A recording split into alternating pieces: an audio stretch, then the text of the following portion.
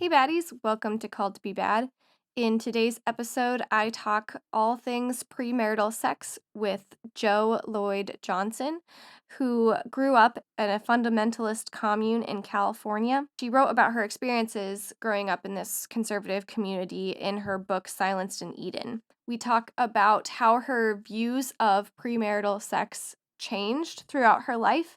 Even though she experienced a lot of shame around sex and sexuality growing up, she eventually came to a place where she realized that her experience with premarital sex actually healed her relationship with herself and her body and her sexuality. I will mention, as far as a content warning, we do talk about sexual abuse and assault that Jo experienced when she was younger. We don't get into the details, but she mentions it as part of her journey. And in this episode, we talk about premarital sex. So if you don't want to hear us talk about sex, then you might want to listen to something else. So this is, a more explicit episode. For your bad homework, why don't you go ahead and take a gander on over to YouTube and hit that subscribe button. I've been having fun with editing on the YouTube version of the podcast and putting pictures in when we mention books, and so it makes your visual experience more entertaining. So yeah, check out our YouTube. Okay, bye. So my sexuality was this very here's how you're supposed to be. You're supposed to be heterosexual. You're supposed to be submissive. You're supposed to be excited anytime that he's excited. You're not really allowed to say no. Or if you say no, say yes next time. Okay. 1, 2, ready, go. Welcome to the Called to Be Bad podcast. My name is Mariah Martin, and I feel called to be bad. It turns out I'm not the only one. Join us as we dig into all things bad, scandalous, deviant, the stuff that makes good church folks squirm in the sanctuary. Why? Well, because sometimes the scandalous is spiritual, deviant is divine, and bad is beautiful. Say yes to the call, and let's see what holy trouble we get into today. Hello, Jo. Hi, thanks for having me. Yep, welcome to Called to Be Bad. So this is Jo Lloyd Johnson. Today we are going to talk about premarital sex. Whoop, whoop. Big taboo. Oh yes, but first, what are you drinking today, Jo? So I already had my coffee because it's already middle of the day here. So I'm having some kava because I tend to get nervous during interviews. So kava helps to settle you down. What is kava? That's a great question. It's just all I know about it really is that it is meant to have a kind of a calming body sensation. It's a relaxing tea. So it's a tea. It's it is, but it also can be. They also have kava chocolates and whatever. It's kind of it's not hemp, but it's kind of like some of those CBD. It's kind of in that kind of a world family of earth medicine. Sure. In my mug. So my mug says, "Be careful, or you'll end up in my book." Be careful, or you'll end up in my book. That's good. So right before I published there was a little bit of, family tension around the reality that I was publishing a book about my life. And so my little sister gave me this as a joke. Break the tension, It reminds me of, I think Anne Lamott says, if you don't want me to write bad things about you in my book, then you should have been nicer to me, or something like that. Yes, you're just speaking about your experience, and these are the realities, and also this is your perspective. That's what a memoir is. It's from your perspective. So my mug is, every time we have a topic that has anything to do with sex, sexuality, purity, culture, all the things, I have to bring out what I call it my suggestive bunny mug. Can you see it? It's yes. a bunny that is winking, and it has a t-shirt on, and the t-shirt says "Wanna," And Oh, then the nice. back of the mug, it's very full, so I'm trying not to spill. Then the back of the mug is the back of the bunny with a little question mark on the back of its shirt. And I like this mug, especially for today's topic, because sex and sexuality and premarital sex, like that topic, depending on your background, your experiences, it can be a very heavy or painful topic. And at the same time, at least in my world, this is my opinion, the best of sex and sexuality has to do, like, it's about play, it's about self-expression, it's about just like, I don't know. Yeah. Like, it can be about good things. Does that make sense? It can be, yeah. So growing up, we never talked about sex. And then I remember when my friends started to get married, and then it was like, oh, maybe we can all talk about sex because we're all married and we're all having sex. And then the like fun of being able to like actually talk about it. And how that was so like taboo. And then it can be so fun to like talk to your girlfriends and like, have you tried this? Have you done this? Yeah. You know? What about this? How is this? And yeah, I love that kind of like that like bonding, like almost sleepover vibe of like sharing about sex and sexuality. And like I was always the one, like even before me and my friends were like really sexually active, I was always like talking about it, or like I'd be the one that'd be like, "Hey, have you ever heard about this thing called sex?" And yeah, or I'd bring out like my book that my parents gave me about sex and be like, oh, yeah, hopefully I didn't lead too many astray. I think my friend says that I mistold her some facts, and so I feel a little bit bad about that. But you're one of the rare ones whose parents would talk to them. So then you have the job of educating all of us whose parents were silent on the matter. Yeah. Anyways, yeah. So I want to hear your story. Yeah, kind of your, it's a big question, but your relationship with sex. Well, actually, before we go into that, I try to like have a shared language for the podcast. So how do you define sex? And it sounds like a silly question, but I think it is really telling how people define sex. So this is one of those things that I was trying to like think about, because my terminology of sex has like changed so much so recently. But my friend Joe Lumen was talking about like when a kid is first exposed to something, that like tends to stick. And so when I was thinking about like, why do I struggle with defining sex as anything but like penile penetration of a vagina? And so I was trying to think about that. And growing up, we didn't talk about sex. I wasn't like explained what sex was. I think the first time that I was exposed to just the word alone was with President Clinton and his like claim to not have a sexual relationship. And then the loophole of like, oh, well, she gave him oral, so it wasn't actually sex. And so I was like, oh, that probably distorted my idea of like how sex can encompass sexuality, sexual touching, even like sexual photos and all of the things.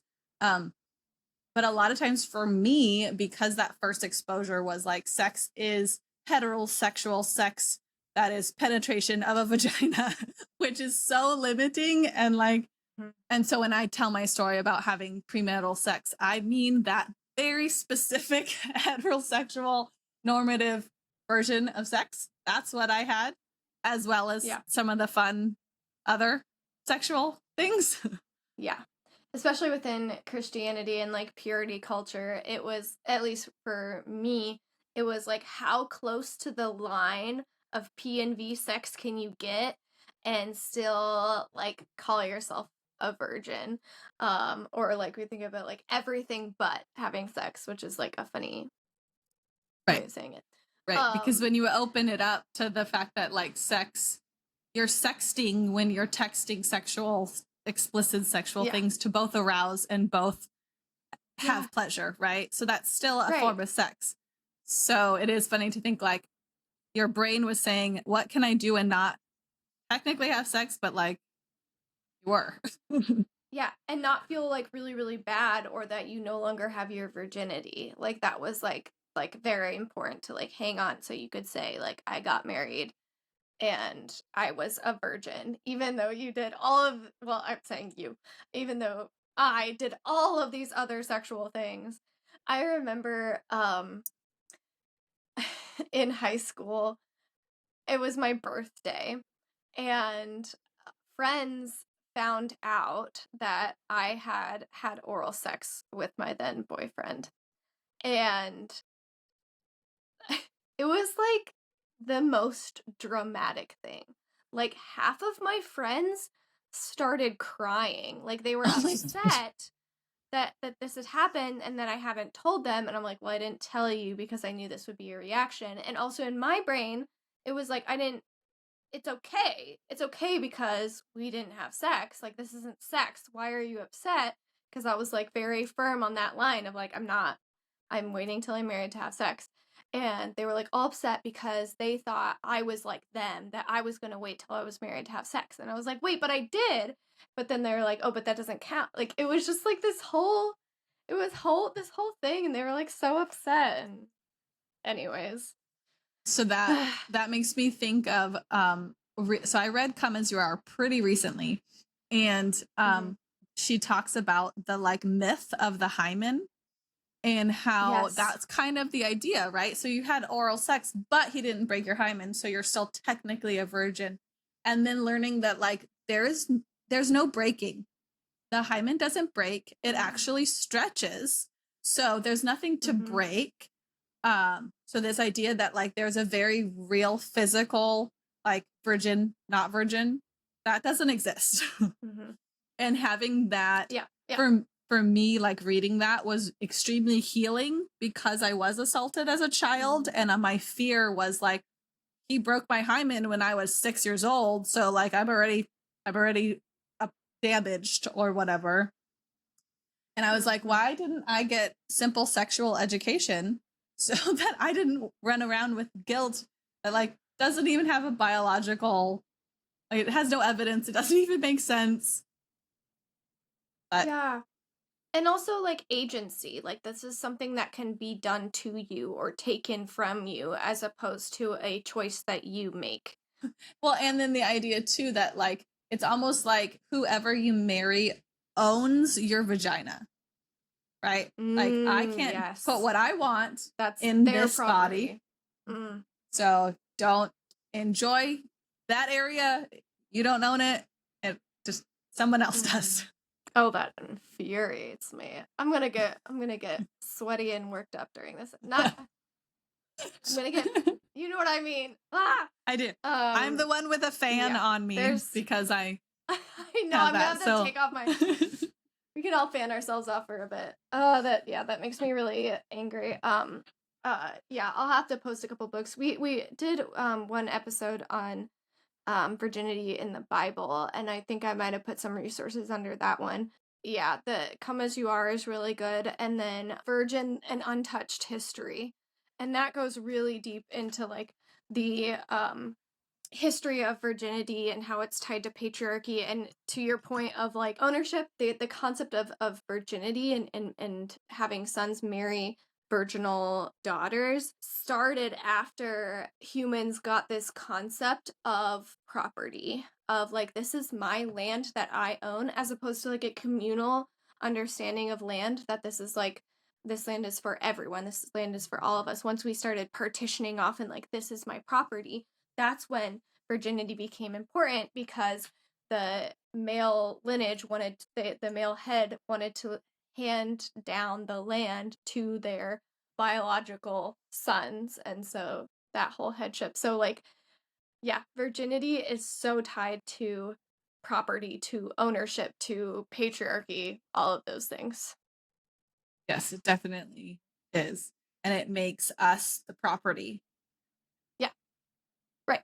This is why premarital sex was a big taboo, is because they wanted to make sure that you only had sex with one man so he could guarantee that any offspring you had was his, because it really wasn't about you. It was about the land that he owned or the stuff that he owned going to his bloodline. So it also has to do with segregation and the idea of like pure bloodlines, and my bloodline is what needs to have this property, and this prosperity needs to go to me and mine. And we know there's history proving that the 70s wave of purity culture, because the reality is purity culture has been having its own waves, kind of like feminism, but it has had waves of rebirthing. And in the 70s, the purity culture that emerged was specifically about segregation. Specifically, we don't want interracial marriages. So let's make abortion a huge deal. Let's make sex before marriage a huge deal. Let's make marriages so that you have to marry in your church and in your community. And chances are your church is either all black or all white, and you're not going to actually marry each other. Wow. I did not know that, and I would not have been able to make, I never thought about the connection of virginity and purity and segregation, and tying that to like generational wealth and like passing down this wealth to your offspring. I hadn't thought about the racist implications that come with purity culture. Yeah, I'm not sure who it was who first talked about the 70s birth of purity culture, but when I learned about that, it was very eye-opening, and there is a lot of historical evidence that that was a huge part of the motivation behind this new, like, it's really important not to have sex. Yeah. I'm curious about your story, and particularly like you grew up in a family that had very traditional and conservative views on sex and sexuality, and how that has kind of shifted and changed for you throughout your life, that now you are here on this podcast talking about having a positive view of sex before marriage. So the idea of being sex positive and sex positive about pre-marriage, extramarital sex is a pretty new feature of mine. I feel like it was one of the last walls of deconstructing that fell. But the thing with deconstructing is a lot of times there's this inner knowing that you have throughout your life that you kind of ignore. And then when at some point like things shift and all of it falls down. So my first like hole in the structure was that my husband and I had sex before we were married. And the thing that's interesting is like when you're courting, because that's what we were doing, because we were only allowed to court, we like asked permission with the pastor and my father and all of the like, you know, people who had some level of control of what we were and weren't allowed to do. And when you decide this person is a person that I want to knit my heart with and create a family with, and we're starting to dream about what life will look like if we map out forever. And so you are emotionally and spiritually connecting. And then we, as Christians, we say, but don't physically connect, or physically connect within these very specific limits, right? Or physically connect all the way up until right here. And the reality is if you are emotionally connecting and feeding that relationship, your body wants to connect too. Like you are a whole person. So your wholeness wants to be seen and appreciated and knit to their entireness as well.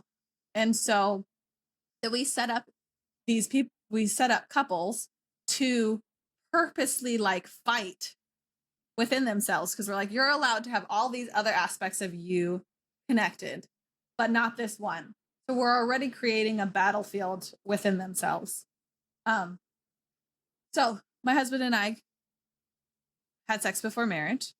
As good Christians, we repented like a month or 2 months before our wedding, and then like didn't kiss because we're like, we already messed it up. Like, let's redeem this. Let's be really good. But the church required us to do premarital counseling. And their last part is sexual purity. And so when my husband, who was on staff at a church at the time, was asked if him and I had had sex, he owned up that we had. And sex, again, by the very specific definition. And so because of that, they fired him. So we started our marriage off in shame and being this like weird level of shunned, but like, if you fix all your crap, you can come back. But right now we're still going to treat you like you're on the outskirts.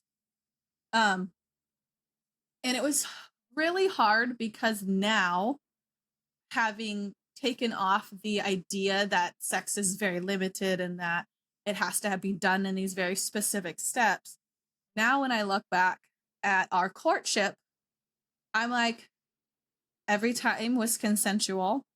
Every time was positive and like usually aligned with an emotional connection. So like our bodies wanted to connect because we were having these like lifelong choices to connect.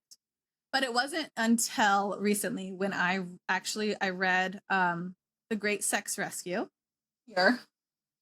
It is a good book. It is very Christian. I listened to your podcast about porn. She is not okay with porn.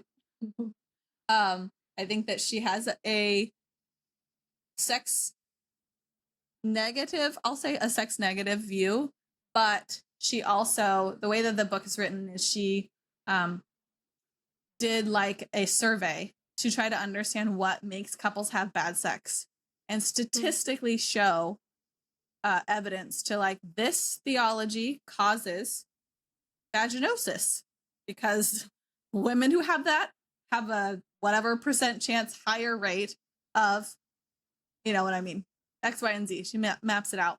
Now, again, because of her own bias, she believes that she proves that porn is bad for a relationship, where I believe she proves that shame is bad for your relationship and bad for your sexual life. And that's where bias comes in, right? Whenever you do statistics, you have to understand the person putting it out there has their own biases, and that will mess up how they view things. But anyways, in the book, she talks about obligation sex. And for me, reading that book and seeing how obligation sex and purity culture were used as weapons to create this woman that is me, who just does whatever she's told and plays a role. I get to play the role of a submissive wife. I get to play the role of aroused when I know he wants me to be. I get to play the role of homemaker or supporter or whatever. And so my sexuality was this very like, here's how you're supposed to be.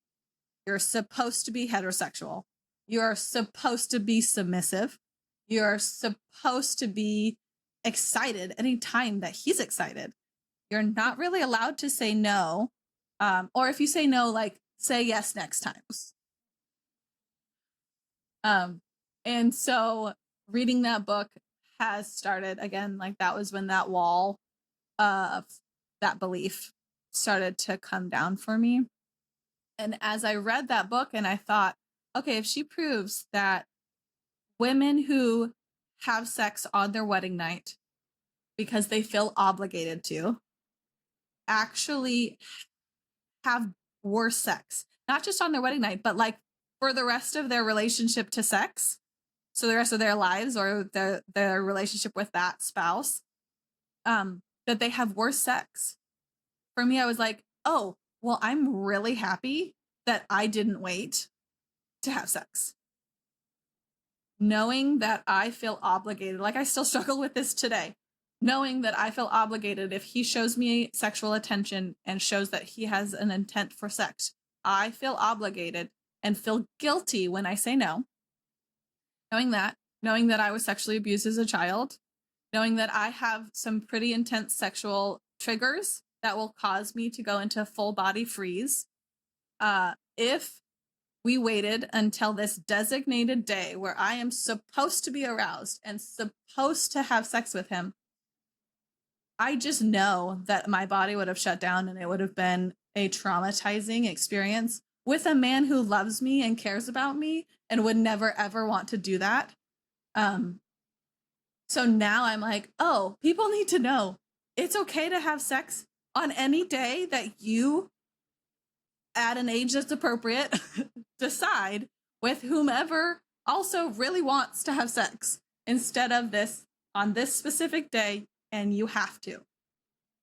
Yeah. And just there's just so much pressure, and I don't know if you grew up with this idea too, but the idea that sex would also be like very spiritual and holy, and like you would have this like this meeting of souls, um and if that's not the case, then you'd be like, wait, is something wrong with our relationship, when it's just like, that's not how everyone experiences sex. Like, Well, and like you yeah. said, like there's a sex can be playful. So if you think it has to be Mhm. holy every time, then you're Yeah. not going to have a quickie in the shower because that's not holy, you know, like you're Yeah. limiting your sexuality and your sexual Yeah. experiences so much. Yeah. The reasons why you are having sex can be very varied. Like what you are looking for in sex is very varied, and we don't get that nuance in a Christian upbringing where sex was for uh procreation, and that's like pretty much it. Or maybe men's pleasure so that he doesn't go have sex with Right. other people.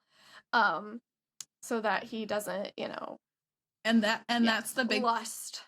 right. And that was the big part, was that obligation, like you're now his wife, right? And so in this idea that we're all monogamous and you're only allowed to pick one partner and you can't have sex with them until this designated day, and then you're not even allowed to be aroused by other people.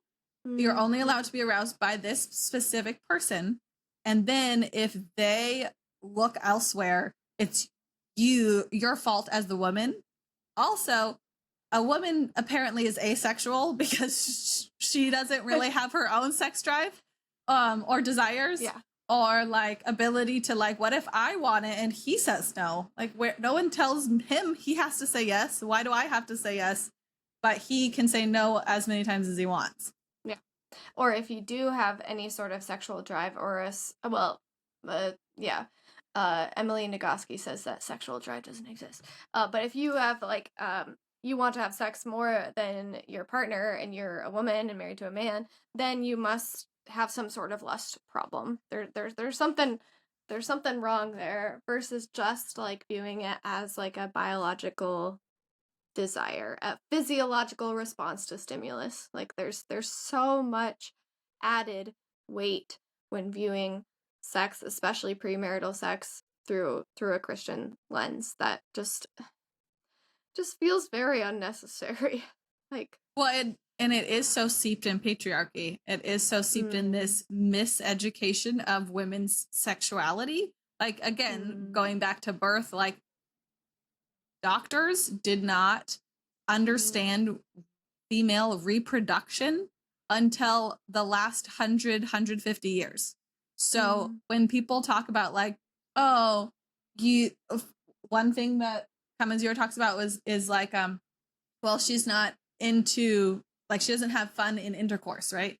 Well, that's because her body is made different than a male's body, but we look at sex specifically for the man. So we don't understand, like, hey, maybe rub her clitoris while you do that, because really just stroking yourself on her isn't doing anything for her. So maybe she needs something else. Like, we don't understand sex as like two whole bodies who are different, who both deserve and want pleasure.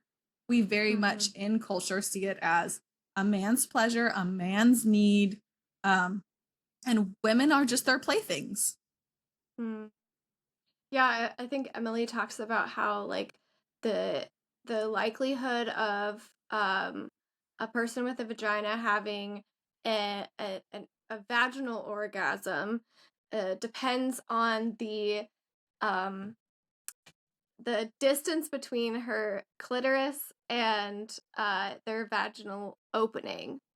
Like that, if that distance is shorter, then the clitoris will more likely to be stimulated during penetrative sex.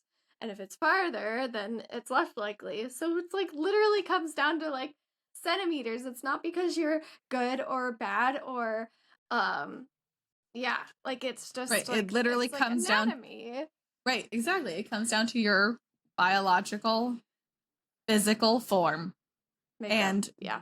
And that is why everyone's sexuality should be their own, because their body is their own. And the way that it is, made up is very specific to their body and them. Yeah. And what turns on their brain is very specific to them. So when we box this, like, this is sex, right? Again, this is sex.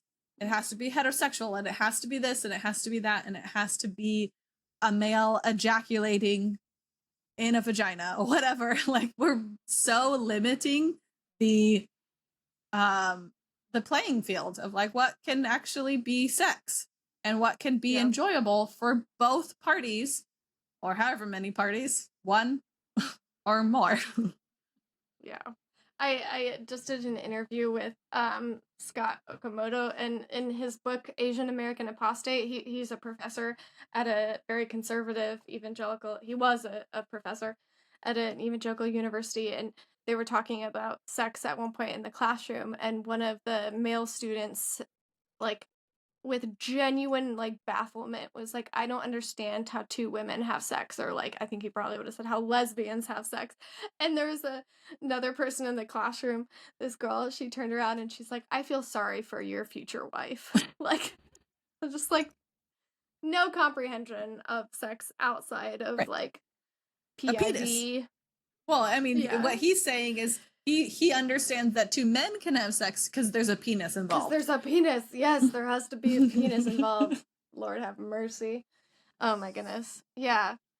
So, yeah, I'm curious more about like the process of changing your views in regards to premarital sex. Like, what were the steps, the shifts in worldview? Like, I know you talk in your book some about how you had felt silenced a lot throughout your life, and while having children, you're like, I don't want to pass this silence down to my babies. Like, I want them to be able to have a voice and to express their wants and needs and desires.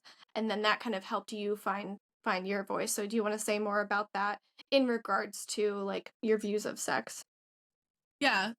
Yeah. So for me, like, everything when I was growing up, everything was the Bible. The Bible is truth.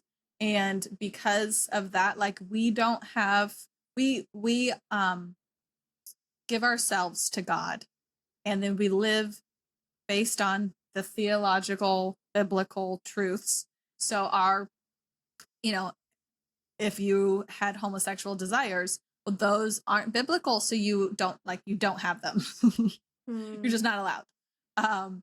If you are female and not married, you don't have sexual desire. It's something that you're not allowed to have. If you are unforgiving at somebody who harmed you when you were a child, you don't have that. You're not allowed to have that, because that's not what the Bible says. Again, like, I didn't understand the concept of having an inner knowing, of having an inner voice. So it was silenced in a way that, like, I didn't even know it was there, because everything was, this is the Bible. You die to yourself. You pick up your cross, or you put it at the feet of Jesus, and you live the way that they give you a script for. This is how you have to act. This is how you have to speak. This is when you are allowed to speak because you're a girl, so please shut up. And it disembodies you. I didn't know who I was. I mean, recently I literally feel like I'm meeting myself as I like go to therapy and remove all this told to me programming. And I wanted my kids to not have to go through that process. I remember meeting my daughter, the first moment our eyes met, and looking at her and having this thought of like, wait, she's not sinful. She doesn't deserve hell. And it being that moment of like, I don't understand my entire world now, because I thought when we were born into sin, but she looks perfect. And so for me, writing, starting to look at the Bible and being like, oh, maybe the Bible's not history. Maybe the Bible's not perfect. Maybe the Bible was compiled by men, religious men, maybe some good, maybe some terrible. But maybe the Bible has been changed and manipulated to create the culture or the Christian view that is today. And opening my mind up to like different theologies. And my husband read the Love Wins, and I'm like, oh my God, hell may not even be biblical. That was a mind-blowing experience to think of. And so with sex also, it was that same thing of like, who is this person? If my sexuality isn't my husband's, if I actually get to own it, what does that look like? What do I enjoy and like? Because my brain would only ever be, what does he like? What do I need to do to make him happy? And part of our story, and this is a part of our story that I actually would like to write my second book on, was that my husband thought that he had a porn addiction. And as you talk in the episode about porn, it's because we were religious. And so at any time he looked at porn, he was like, I have an addiction. I looked at it. It may only be once every 3 months, but I looked at it, so it's a problem. And then, so at one point we actually he went to Pure Desires ministry and went to meetings about how he had a problem. And he never had a problem. He had sexual desires that, because he's a Christian man and thought that sex has to be extremely respectful and that there can't be any kink and there can't be any communicated, defined boundaries around whatever kind of play that he might be into, then he has a problem, because it has to be heterosexual, it has to be respectful, it has to be holy, and not, that doesn't, first of all, that's boring. Yes. Preach. Yeah, it's boring. And it also, like, you're ignoring huge parts of who you are. Like, yeah. if for me, my personality, I love teasing a person, I love joking, I want you to like make a joke at my expense and then like hit you back with one. And so it makes sense that if sexually I'm like, hey, can you give me a spank, and can we do this too? And because that's part of who I am. I like being playful. I like the power struggle, again, consensual and respected boundaries and all the things that you should already have before you enter into a sexual relationship with a person, where you know they respect you and have open communication. I think one of the huge problems with premarital sex and sex within marriage is that people don't know how to communicate boundaries and desires. For us, like, I remember we had all these rules before marriage. Like, okay, I don't want you can kiss me, but don't French kiss me. And then we did that. Okay, you Line keeps getting pushed back. Yeah. Right. But it would be communicated upon on, and usually it would be negotiated in the moment. I remember very vividly a night that my husband, not husband at the time, had slept over, and it was like we didn't plan it. We both fell asleep. And I woke up at like 2 a.m, extremely aroused, and like woke him up and begged him for sexual favors because I was aroused and he was there. Yeah. But it was negotiated. And I literally was like, can you please have sex with me? Meaning the definition. And he was, no, I won't do that. And so we negotiated oral, and it was amazing. But again, like there was a communication because we both understood that you get to say no at any point and I get to say no at any point. And I feel like if you believe that marriage is owed, that sex is owed once you're married, or that, you have to wait until marriage, but then you're married, so it's a free for all, then you can stop or miss the part of communicating around sex about what you like, what you don't like, where your boundary is, and that's not safe. So maybe it's like sex within marriage.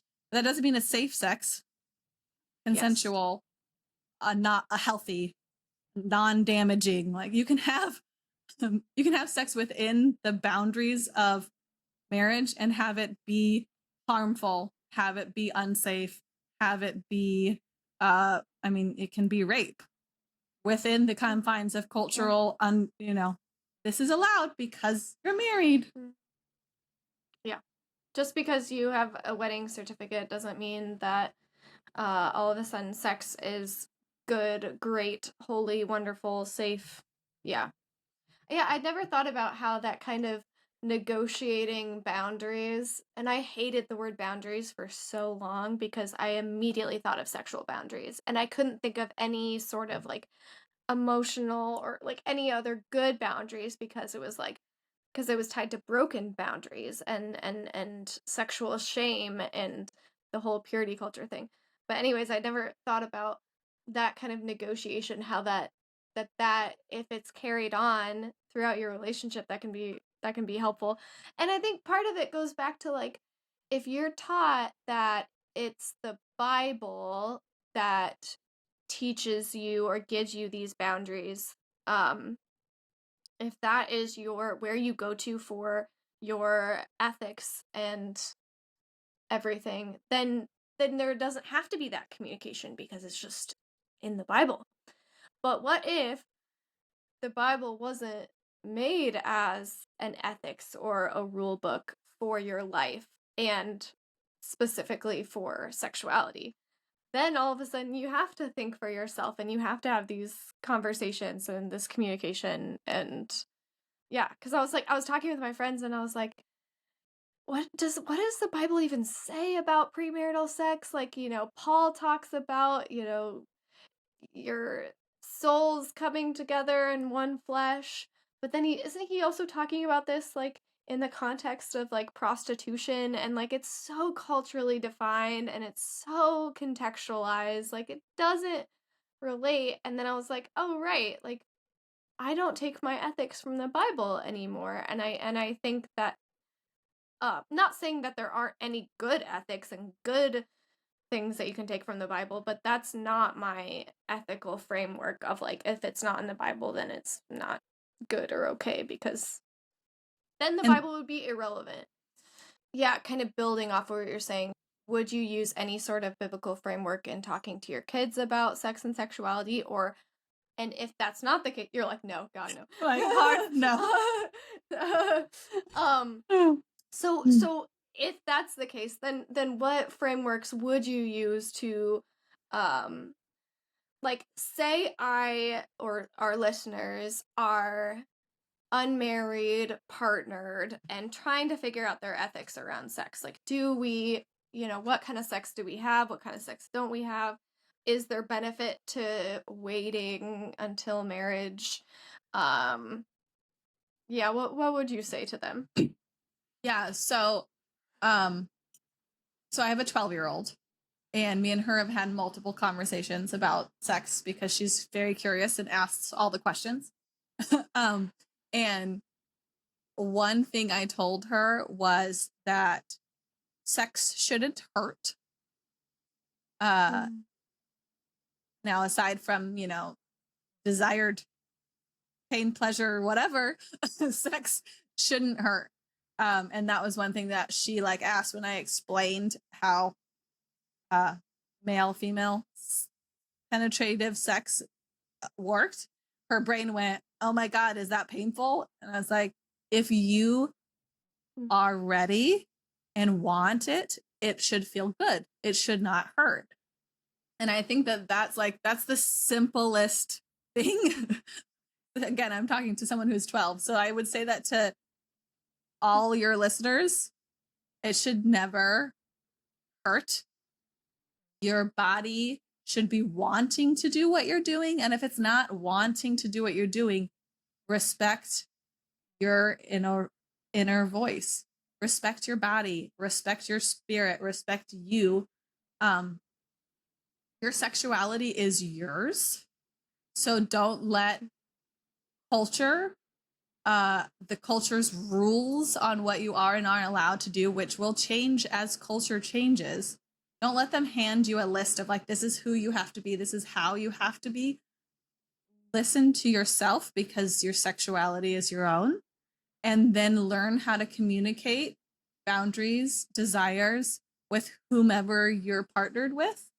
And communicate honestly. Like if you both are in a place where you want emotional intimacy and your physical connection of sex is building that whole body connection because you're moving towards wanting a lifelong partnership, like own that. If you don't want a lifelong partnership with this person, but you would like to have sex with them, be honest with that reality so that they can decide if that is an okay thing for them to do. Those are the kind of conversations that we should be having, not are you married, aren't you married? It's more about, again, like it's not a rule book. It's respect the person that you would be interacting with enough to tell them honestly where you're at and what you're seeking out of a sexual relationship with them, any kind of sexual play, and respect their no's and listen to their no's. Listen to their why it's a no, or why, what they want, and have enough self-knowledge to know, like, can I provide what you're seeking? And if you can't, own that you can't. I'm playing with that a little bit. So when is like your inner knowing kind of like this in-ground shame or like a visceral almost trauma response from your conditioning to like view sex as bad or wrong, especially like outside of the confines of marriage? And when is it conditioning and when is it like your like body saying like no, not right now, like it really would be good to wait? Right. So with that, like it's so tangled that it takes time to untangle. So like if you aren't sure which it is, like take time to sit with that and to untangle it enough to know you can't like undo things. So like if you know that you're going to feel really guilty for having intercourse with someone, but you also think that it's just programming, well, don't just do it to like, oh, screw my programming. Well, what if you weren't ready? What if you know, like now you can't go back and you're going to have to deal with that guilt. Now, if that guilt is for you or shame that someone else put on you, you're still going to have to deal with it, right? It's still going to be there in your lap. So like, I would say to do that, it takes time. Allow the process. Don't rush into things just because you think you're ready for them. Like honor your body as you take a small step towards it, right? So like, and that was the beautiful part of like looking now at my courtship, you know, oh, I wanted to be more sexually connected with him. So I took this step. And sadly, because of programming, there was shame afterwards. But in the moment, I wanted it. My body showed that it wanted it. Like, so all of the signs were there that it was good and that the relationship and the sexual play that we were having were all good things. Sadly, I was programmed for the shame to come the next day. And then I was in this shame cycle. But never, looking back, never did my body tell me it was no. It was always this like guilt thing. Yeah. Yeah. Yeah. And I think one element that would also be hard to undo is not only like your inner convictions or whatever conditioning, but also managing other people's opinions of you.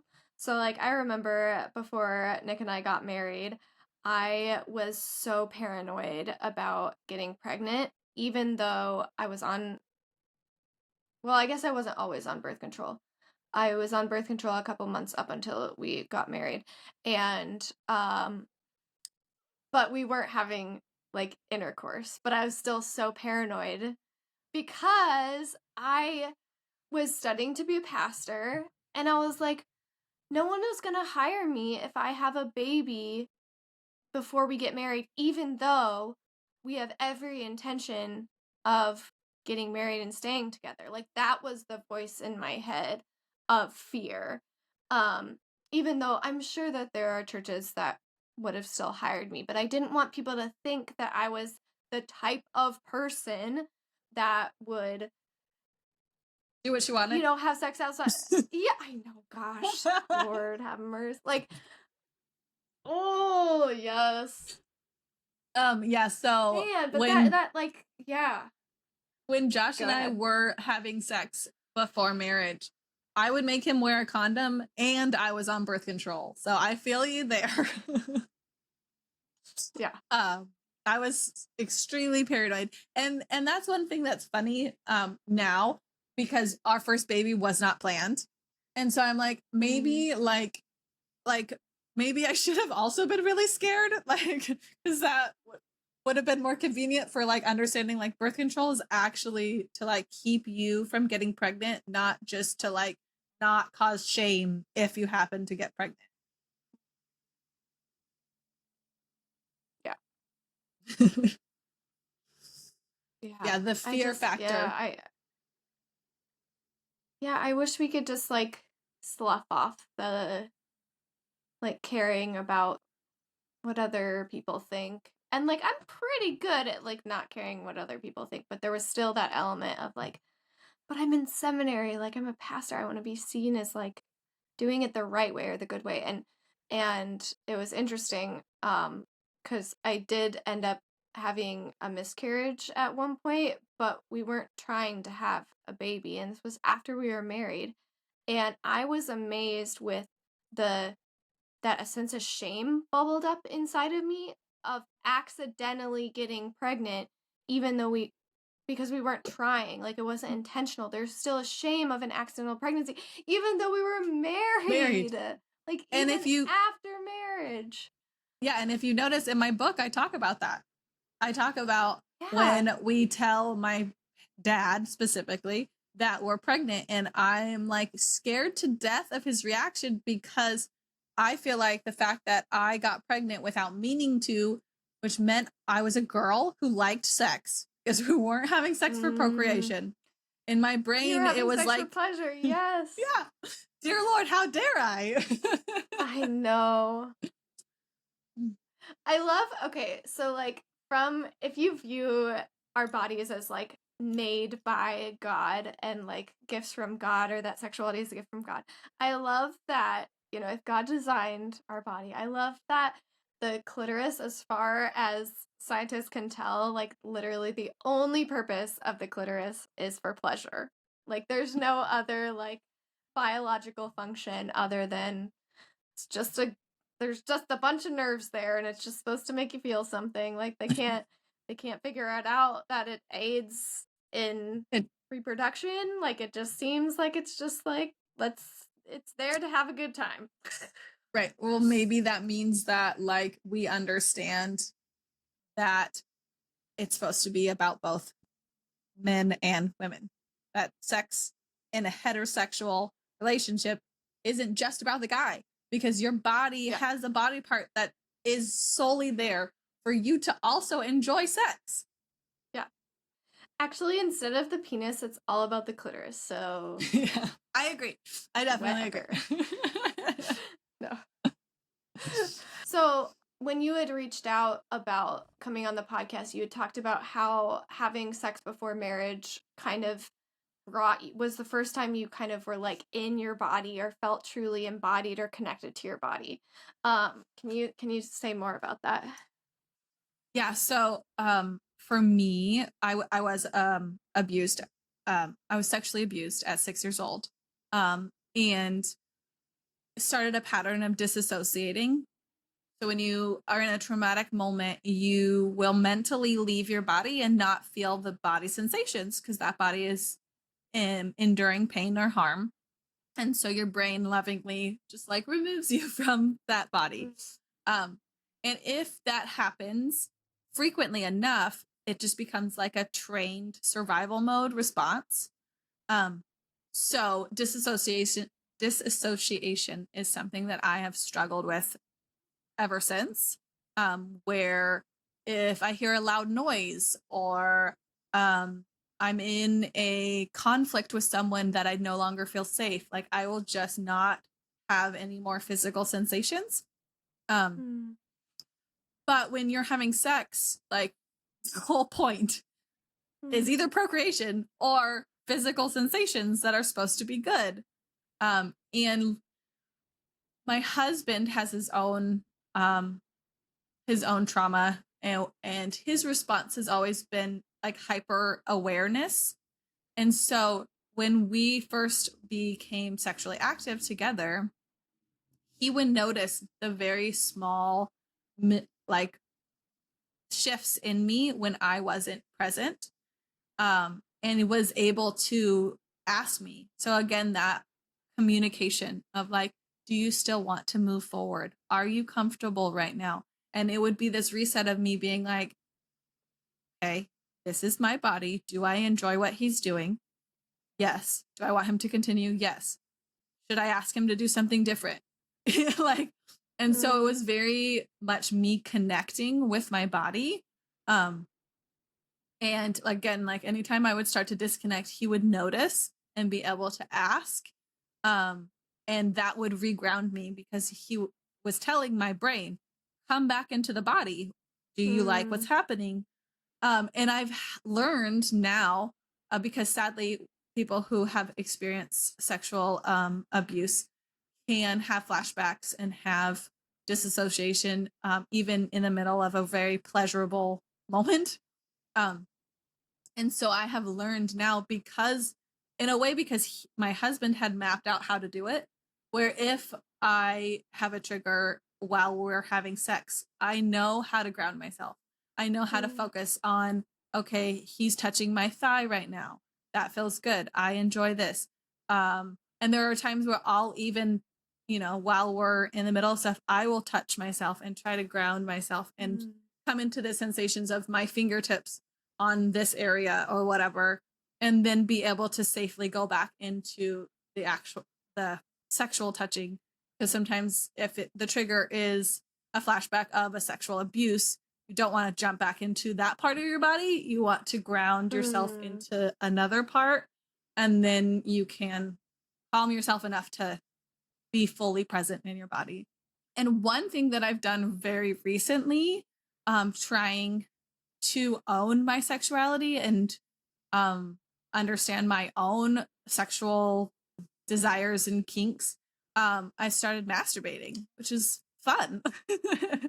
And something that growing up, like, I thought was terrible, sin worthy of then going to a seminar on, how dare you play with yourself or watch porn or whatever. And starting to be like, wait, this body is mine. So yes, I get to share it with my partner and decide what we want to do together. But if there are things he doesn't want to do, this body is still mine.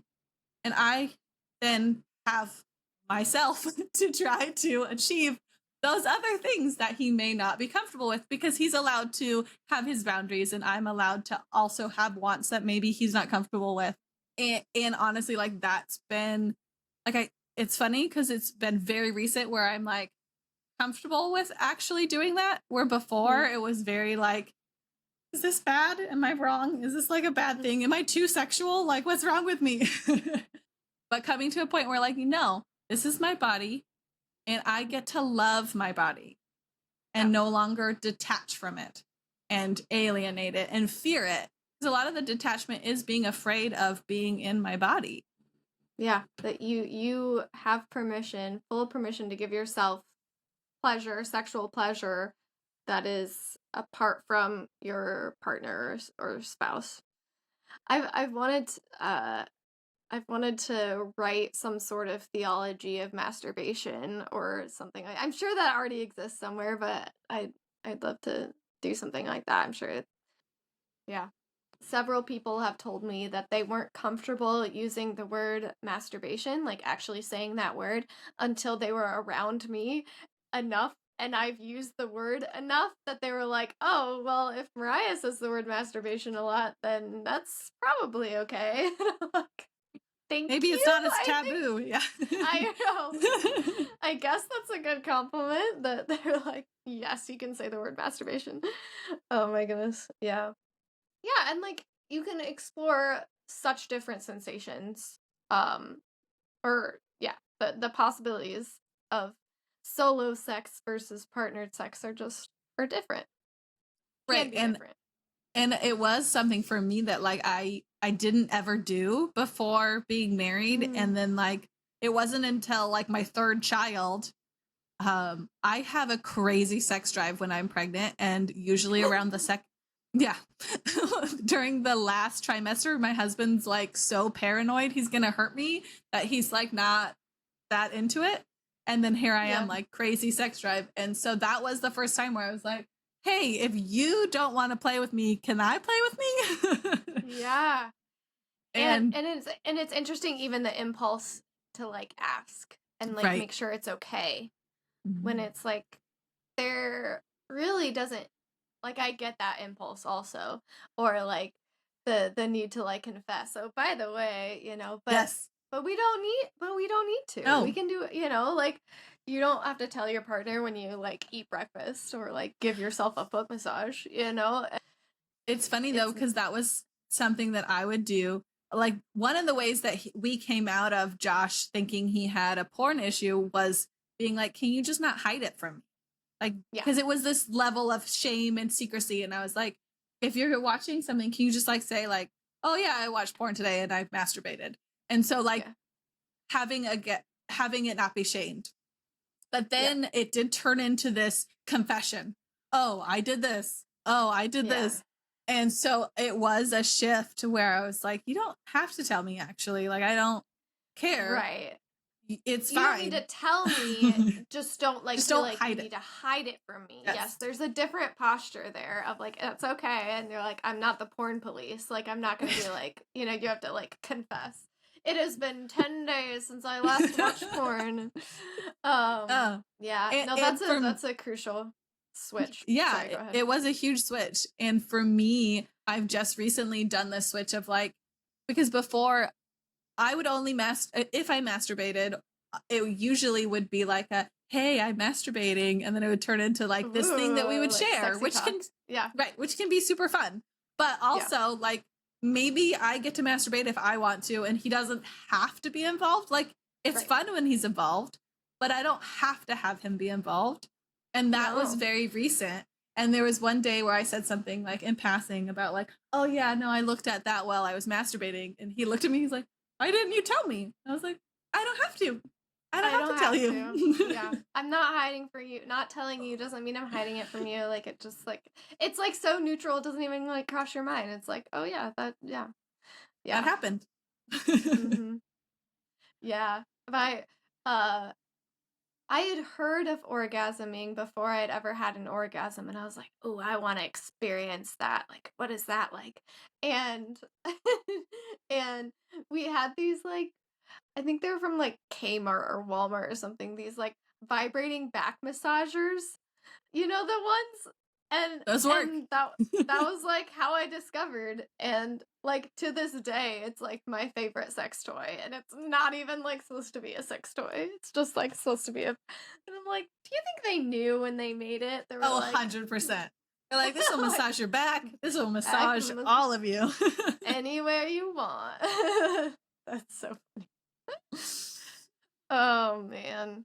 Well, kind of wrapping up the episode, do you have any final thoughts? The last thing, I guess I'd just plug my book, Silenced in Eden.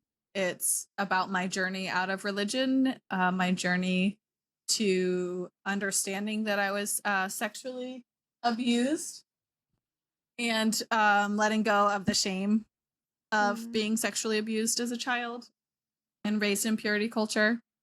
It's a short read. It does address trauma, so if that's something you're not ready for, then maybe skip it. But if you're ready to hear someone's very real, authentic story, then pick it up. Yeah, go pick up Silenced in Eden. And yeah, I know I saw on Instagram again, creepy stalker Instagram, that you were doing EMDR. And we talked about that on another episode that we did on early childhood trauma. Yeah, so my EMDR is actually being paid for by an organization called Louder Than Silence. They pay for EMDR through people sponsoring. So if you have a heart for women who have been sexually abused, please look at their organization because that's what they do. And $1 for every purchase of my book will go to Louder Than Silence. That's really great. Yeah. Well, thank you, Jo, for coming on and for talking with me about this topic. I was really excited because I love talking all things sex and sexuality, and so I'm always ready. And I really appreciate you sharing from your experience. You know, we're not just talking abstractly about the concept of premarital sex. Like, this is rooted in your story, my story, and hopefully people listening can relate. I'm sure they will be able to. But it's tradition on the podcast to end with a blessing. So would it be okay, Jo, if I bless you and all of our baddies out there? Absolutely. Okay. Jo and all of you beautiful baddies, may you go from this episode empowered to step into your own body, to own your sexuality, to seek pleasure and joy and confidence and all the good things, the good, bad things, if you will. Amen. I love it. I love it. That's all for this episode of Called to Be Bad. Keep being your bad, beautiful selves, and I will see you next time.